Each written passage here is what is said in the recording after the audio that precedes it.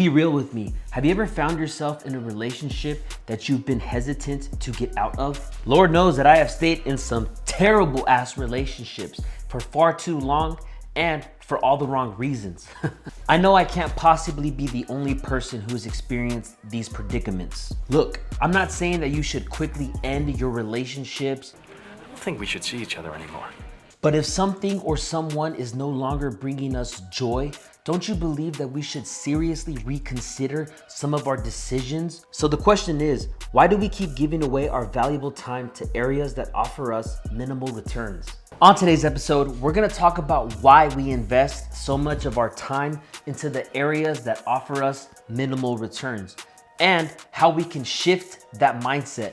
My name is Imar Quintanilla and welcome to A Mindful Approach. Psychologists call this phenomenon that I'm gonna be talking about the sunk cost fallacy. The sunk cost fallacy is a common trap where we keep doing something even though it's not helping us, and its tendency extends to various aspects of life. I'm sure we've all seen those couples who stay together out of convenience, and even though their values are all fucked up and their needs aren't being met, it's hella entertaining to watch. You and believe whoever the you want. I'm done with it. I mean, you know, it's a sad thing. On a larger scale, governments may drag out wars despite diminishing returns. Look at Vietnam and Afghanistan. Those were all huge messes. And if you guys currently serve in the military or have served in the military, thank you so much for your guys' services. USA, USA. If you guys don't fucking feel grateful for the United States and what they've provided for us, fuck off. Anyways, all these sunk cost fallacies have a sense of obligation to them. And despite the emotional toll it has on us, we still decide not to change. So the question is, why do we keep continuing to participate in these activities that hinder our lives? I'll tell you why. It's because we have a fear of wasting time and we have a lack of self-worth. Most of us have this fear of wasting. None of us want to think that we wasted all that time or effort. So we create these excuses to stay the course, even when it's clearly the wrong move to make. The desire to not appear wasteful becomes a psychological justification for us to continue to do something even though we are getting minimal to no return. And look, boys, I don't mean to come off as judgmental because I'm no one to judge.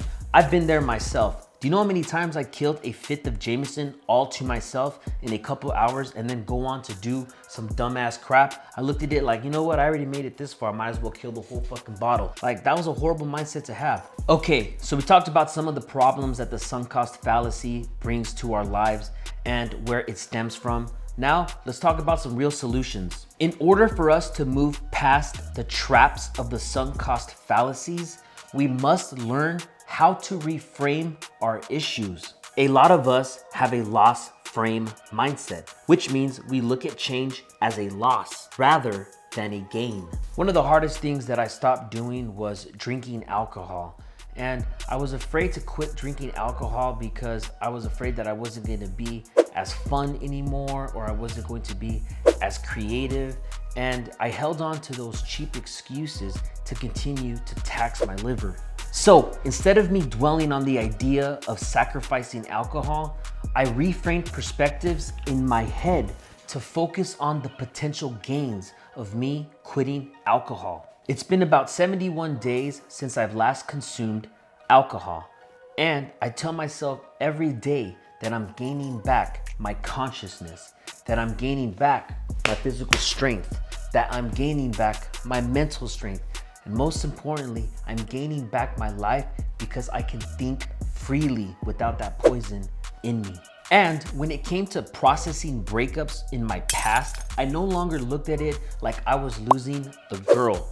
I started looking at it like I am gaining back my peace of mind. I am gaining back my free time and no longer spending it in bickering fights or constantly walking on eggshells and all the confusion that we both brought to the table.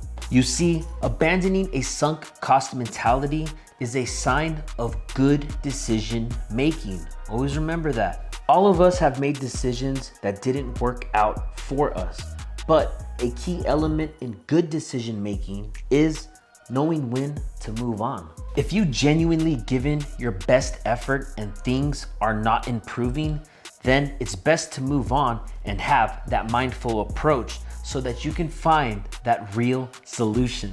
Learning how to reframe your problems not only reduces stress, but it also enhances your resilience, which all lead to the discovery of real solutions. Bottom line, stop focusing on what you might be losing from your predicament and start focusing on what you will be gaining. This will help you to move on quicker. If you guys made it to this part of the video, you guys are truly part of the 1%ers. Thank you so much. I want to leave you guys with a little hidden gem before I bounce. If you want to wake up from your own unhappiness, just listen to what Tim Grover said about the cost of winning. If you guys don't know who Tim Grover is, he was the athletic trainer for Jordan and for Kobe. Check out what he said. He said, if you think the price of winning is too high, just wait until you get the bill from regret. If that doesn't fire you up to go and take action, then you don't want your goals as bad as you claim you do. You're all talk, bro, and that's why no one fucks with you. Oh, what a loser! Feeling lost in life is understandable from time to time. However, what's not acceptable is doing nothing about it. Go take some action to better your life, honor your worth, honor your family, and at the same time, stay nasty. That's the mindful approach. I'll see you guys next time. Thank you.